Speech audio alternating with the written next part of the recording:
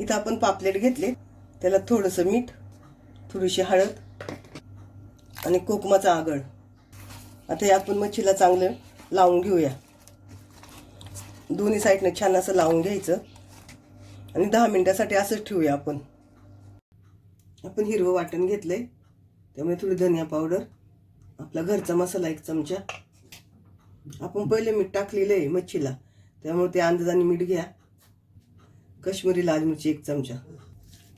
आपण हे सगळं मिक्स करू. हे मिक्स करून झाले आपलं. आपण इथं मगाशी पापलेटला हळद आणि मीठ लावून ठेवलं होतं ना, कोकम, ते पापलेट आहे. त्याच्यात आपण हा मसाला घेऊया आणि पापलेटला छान चोळून घ्यायचं दोन्ही बाजूंनी. आपलं वाटण सुक्क झाले. आपण थोडंसं पाण्याचा हात घेतलाय, म्हणजे वाटण थोडंसं ओलं होऊन सगळी पापलेटला लागेल आपल्या.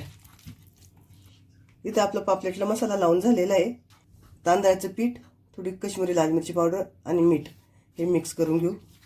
तुम्हाला रवा आवडत असेल तर तुम्ही बारीक रवा पण यात ॲड करा. आपलं मिक्स झालं तर आपण पापलेट फ्राय करायला घेऊया. आपण पापलेटला तांदळाच्या पिठात घोळून घेऊया. सगळीकडून पीठ लावून घ्यायचं, म्हणजे कडक होतो चांगला. तव्यावर सोडूया.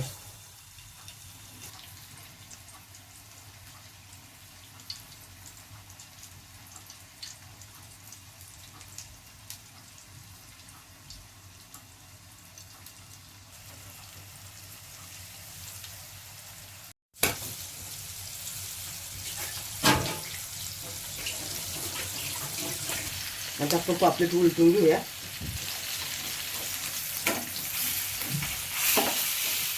उलट जमत नसेल तर सपोर्टसाठी दुसरं काहीतरी हातात घ्या. काय सुंदर वाटलं.